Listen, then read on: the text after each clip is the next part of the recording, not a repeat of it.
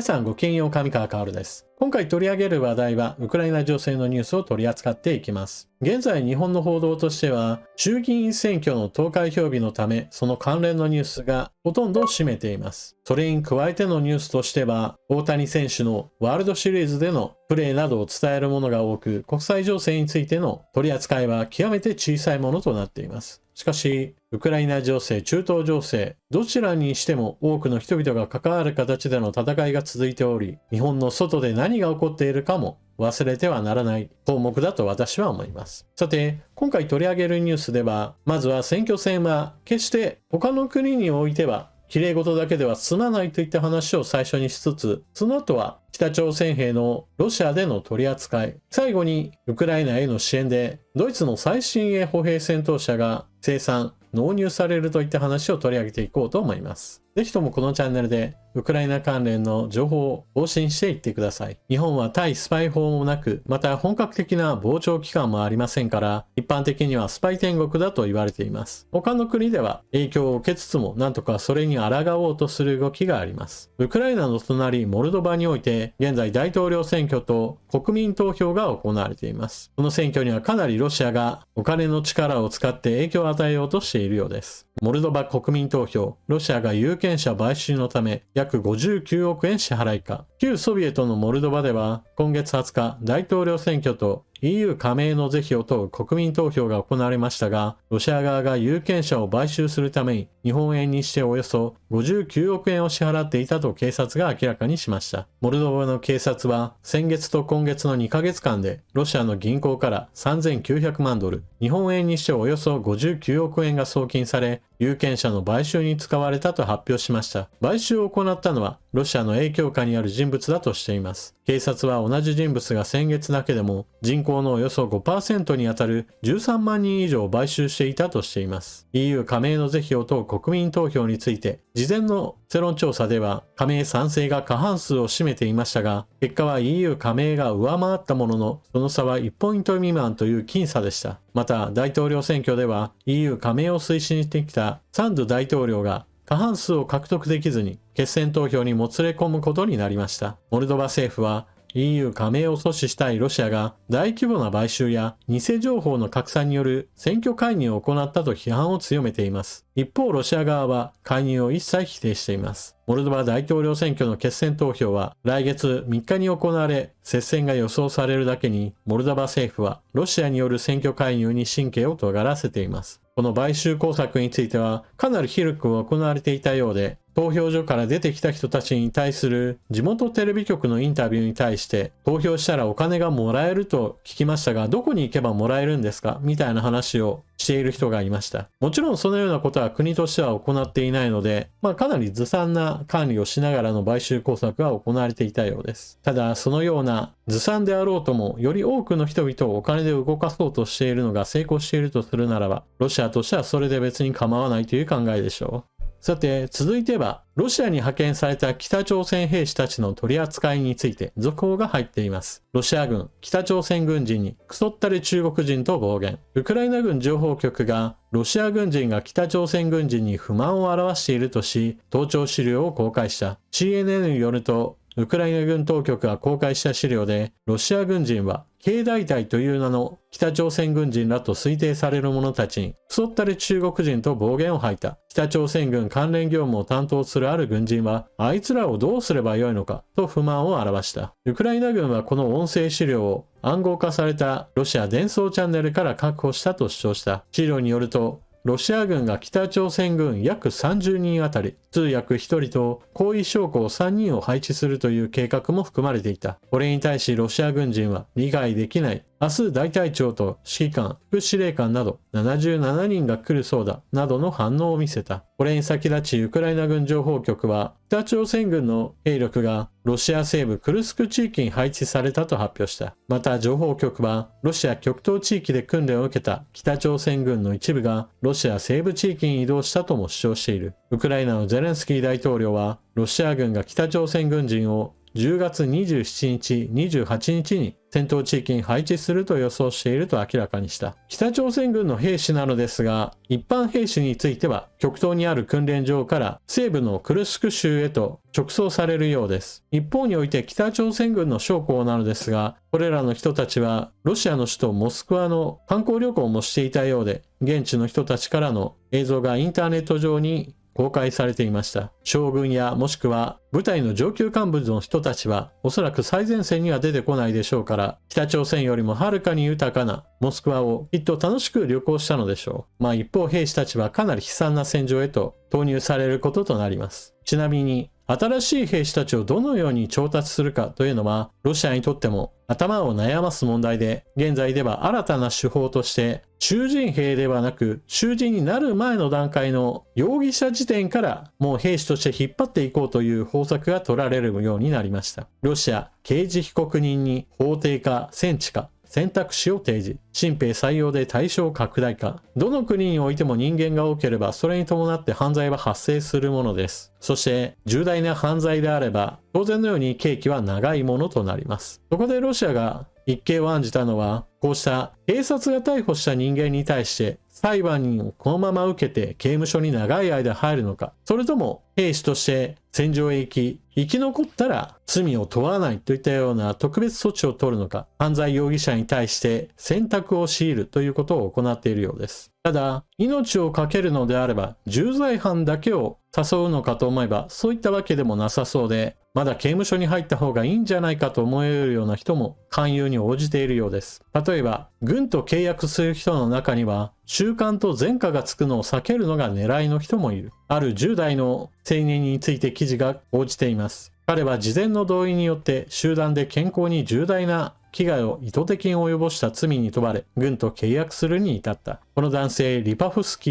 ー、軍と契約したのは18歳になってすぐの頃だった。年若いガールフレンドの妊娠が分かり、起訴を避けるのが目的だった。彼はウクライナへと出発。その1週間後に死んだ。最も若い戦死者の一人となった。この記事にある事前の同意によって、集団で健康には重大な危害といったこの罪が、おそらくは殺人などのような重大犯罪ではないはずです。しかし有罪判決を受けて前科持ちになるのを避けるがために軍へと志願、そして戦場送りとなり命を失いました。戦場の実態についてロシアの国内で十分に情報共有がされていないがために、刑務所に入れられるぐらいだったら戦場に行けばいいやというようなかなり安易な選択をする人もいるようです。さて最後にドイツ企業ラインメタルによるウクライナ支援の動き、新しい段階に入ったようなのでお伝えします。ドイツラインメタル、ウクライナでリンクス戦闘車両の生産を開始。ドイツの防衛大手ラインメタル社は現在、先進的な装甲車両と弾薬をウクライナ向けに生産する準備を整えており、リンクス歩兵戦闘車の最初のバッジは年末までに生産される予定だ。リンクス歩兵戦闘車の参考写真がこちら。搭載している武器としては 35mm 機関砲で、これの射程距離は5キロから7キロとかなり遠くまで届くようです。そしてこの砲塔部分は中に人がいるわけではなく、車体に乗っている操縦手が遠隔操作で攻撃を行うことができます。さらにこの砲塔部分、様々なオプションなどに切り替えることによって単純な兵士を運ぶための装甲車両として使ったり、救急車のような形での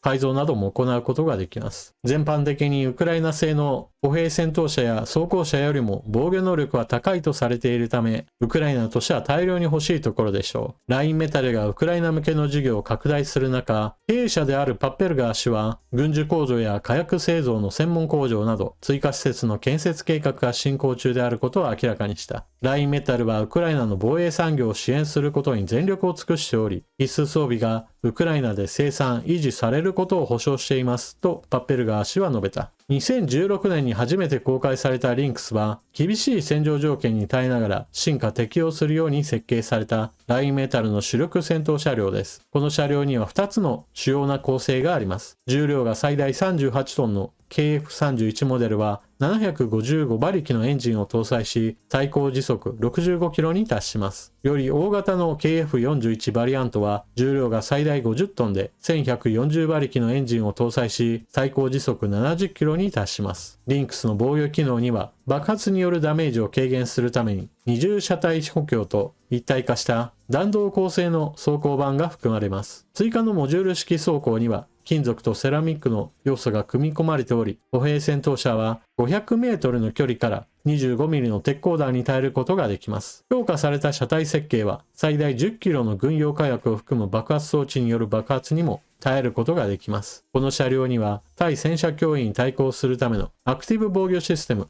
APS を統合するオプションもあります。リンクスの設計で重要な要素は乗員の安全性を重視していることです。弾薬は乗員室とは別に保管されるため、装甲が破られた場合のリスクは最小限に抑えられます。車両のレイアウトにより車体内に十分なスペースが確保されているため、たとえ一つの区画が危険にさらされても、乗員全体と下車した乗員は直接的な被害から保護されます。現在のところラインメタルはウクライナでの協業工場の建設といったものを進めています。ドイツからウクライナへ供与された様々な兵器の修理を行うための工場、弾薬の工場、そして今回は歩兵戦闘車の工場がようやく稼働しつつあるといった話です。このニュースについては6月に工場の整備が始まったよという話が出ていたので、半年かからずなんとか生産にこぎつけたようです。現在のところ歩兵戦闘車リンクス、年内には重量が納入できるのではないかという内容となっていました。なお、ラインメタルのパッペルガー氏はいずれはウクライナで戦車についても現地生産を行えればなという話をしていました。これは現在のところは構想でとどまっているものの、ドイツ政府の意向といったものが承認には必要となるでしょう。なお今回納入が決まったリンクス歩兵戦闘車はハンガリーで導入の実績があるとのことです。なおドイツ本国の歩兵戦闘車はマルダーからプーマンへと進んでいますが、これはラインメタル車とはまた違う会社の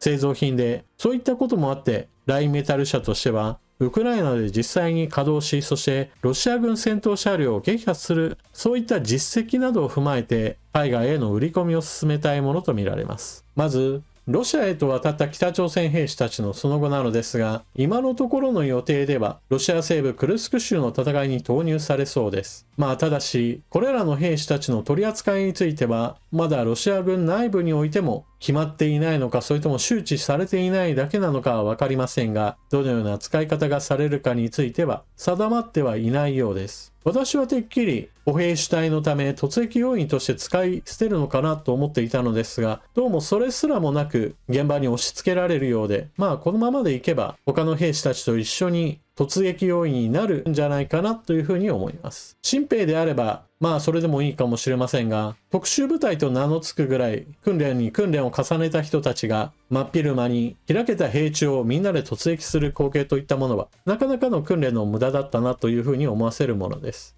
そうなるかどうかはわからない点としては、ロシア極東における訓練場においては第二次世界大戦で使われた戦車を引き出して、これら北朝鮮兵士たちが訓練に使っているかもというような映像が現在のところ流れています。彼らにしてみれば使い慣れた旧ソ連製の戦車という意味では適応するかもしれませんが、ロシア本軍ですら古い戦車の再製品を使っていますから、北朝鮮の兵士に渡せる戦車というのはそのぐらいの骨董品レベルかもしれません。これもまた戦場に出てきたらどのような末路をたどるか映像が出てくるのを待ちましょう。一方ウクライナの方に最新鋭の歩兵戦闘車が少しでも数が増えればいいなというニュースが最後にありました。現在ウクライナに対してはスウェーデンから CV90、ドイツからはマルダ、そしてアメリカの供与した歩兵戦闘車ブラッドレー、今回の歩兵戦闘車リンクスといった具合にして物が渡ってくれば、それぞれとの性能比較や生存性の評価といったものが行われるでしょう。歩兵戦闘車ブラッドレーはアメリカが使っていたものですが、なんだかんだ言ってちょっと古いものではありますから、これを歩兵戦闘車リンクスが上回る性能を示せるかといったところも注目のポイントでしょう。残念ながらという最初に言わなければなりませんが、兵器というのは常に戦場で使っていくうちにもっと何々しなければならないといった改善点が洗い出されることによってより強化進化していくものです。これまでウクライナに供与された歩兵戦闘車は基本的にはウクライナでは作ることができません。